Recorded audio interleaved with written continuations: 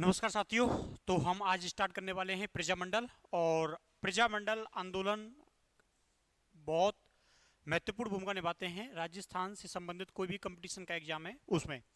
तो हम हर प्रजामंडल को अलग अलग वीडियोस में कवर करेंगे। आज हम प्रजामंडल की स्थापना क्यों की गई, प्रजामंडल क्यों स्थापित की गई, क्या वजह थी और इनका क्या प्रभाव हुआ, ये समझेंगे। और उसके बाद क्रमबद्ध तरीके से एक एक प्रजामंडल को आपको समझाया जाएगा। ये जो वीडियो है राजस्थान की किसी भी शिक्षक भर्ती परीक्षा हो, राजस्थान का कोई भी एग्जाम हो, उस सब में कारगर साबित होगी। और इसके बाद आपको और कोई चीज पढ़ने की जरूरत जो है वो नहीं है। ये वीडियो आपकी जरूरतों को पूरा कर देगी। तो सबसे पहले प्रजामंडल की अगर बात करें तो प्रजामंडल की जो स्थापना है ये क्यों की गई थी, तो तीन तरह के सवाल यहां से आपके मन में आएंगे कि इनकी स्थापना क्यों की गई।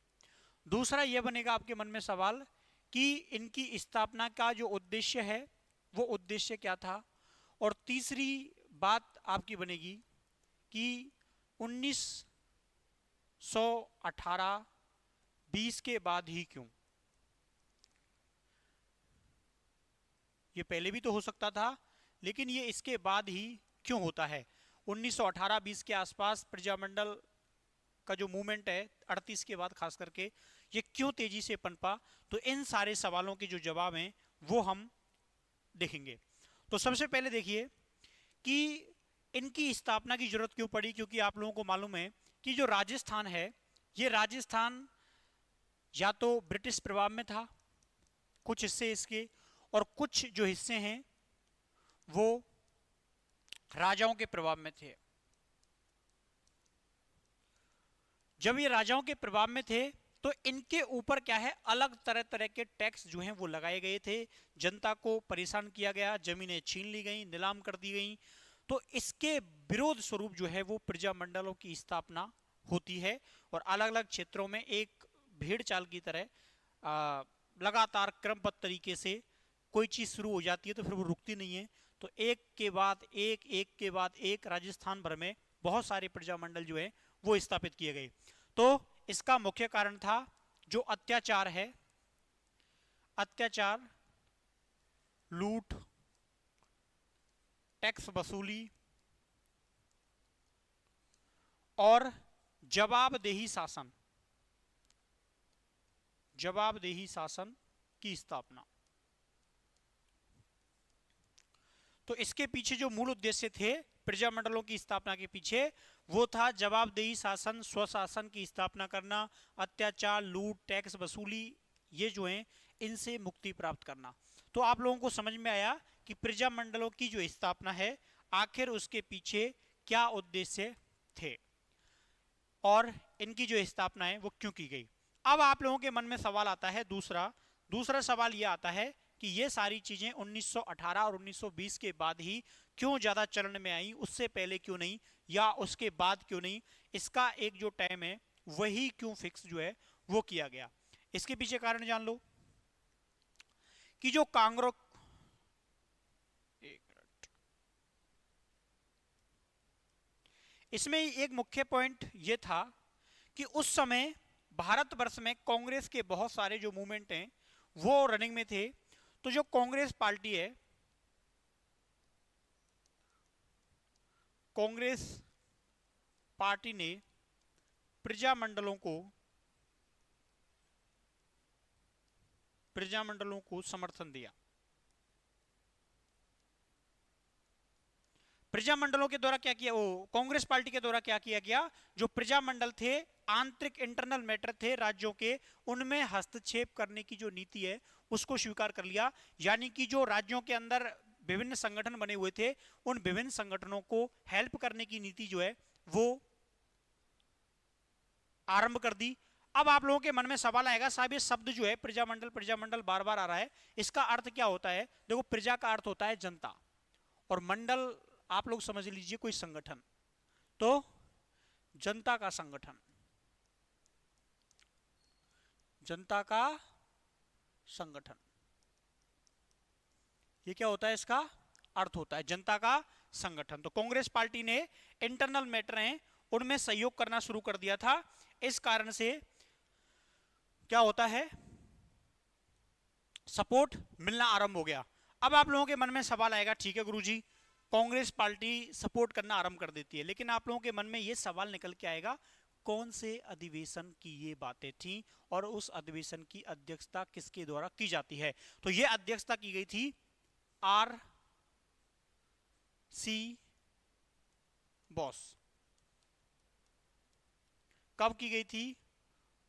1938 में।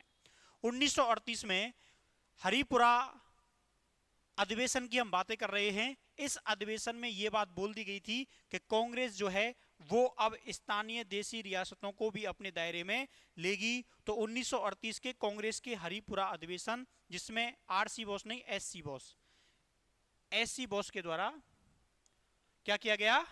समर्थन किया गया और रियासतों को भी कांग्रेस ने अपने दायरे में ले लिया। तो प्रजा मंडलों की स्थापना के पीछे एक ये भी वजह है। दूसरी और क्या वजह थी? दूसरी एक वजह यह भी होती है कि उस समय जो क्रांतिकारी थे वो ज्यादा एक्टिव हो गए राजस्थान के अंदर, चाहे वो पथिक हों, चाहे वो और नेता हों, इन्होंने खुलकर विरोध करना आरंभ कर दिया था और राजाओं की नीति, अंग्रेजों की नीतियों का राजस्थान में भारी भरकम विरोध किया गया। तो उसके लिए एक प्लेटफॉर्म, एक माध्यम की जरूरत महसूस हुई हर डिस्ट्रिक्ट, हर रियासत में, और उसके फलस्वरूप जो है वो प्रजामंडल उभर कर आए। तो अभी हमने क्या समझा? हमने ये समझा कि प्रजामंडल, तो प्रजामंडल का जो अर्थ है वो क्या होता है? जनता का संगठन। आप बिल्कुल ऐसे ही समझ लो, ये क्या होते हैं? जनता के संगठन होते हैं। इनकी स्थापना क्यों की जाती है? क्योंकि ब्रिटिश राज के अंदर बहुत सारे जो टैक्स हैं वो लगा दिए गए, जनता पर अत्याचार किए गए, लूट थी, टैक्स वसूली थी और जवाबदेही शासन है वो नहीं थी। तो इसकी स्थापना के लिए इनकी स्थापना की जाती है। 1918-20 के बाद ही ये सारी चीजें ज्यादा तेजी से क्यों फैली? क्योंकि एससी बॉस की अध्यक्षता में 1938 में हरिपुरा अधिवेशन होता है। हरिपुरा अधिवेशन में रियासतों के मामले में कांग्रेस इंटरफियर करना शुरू कर देती है, हस्तक्षेप करना शुरू कर देती है।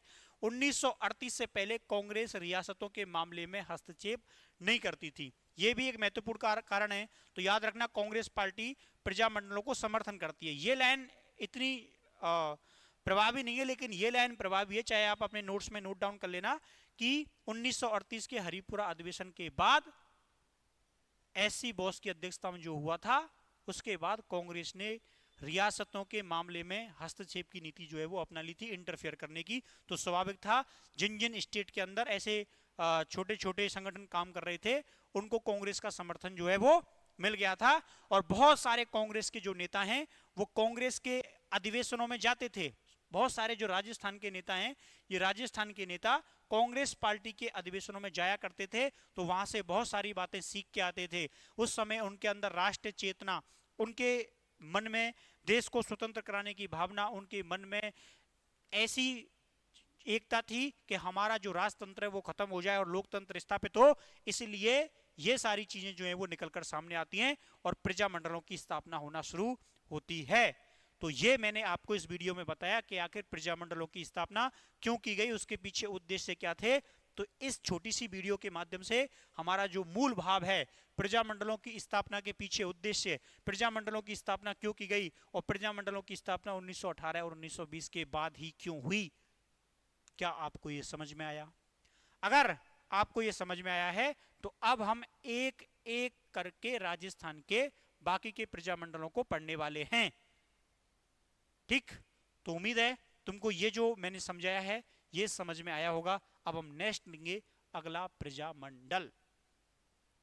ठीक है साथियों।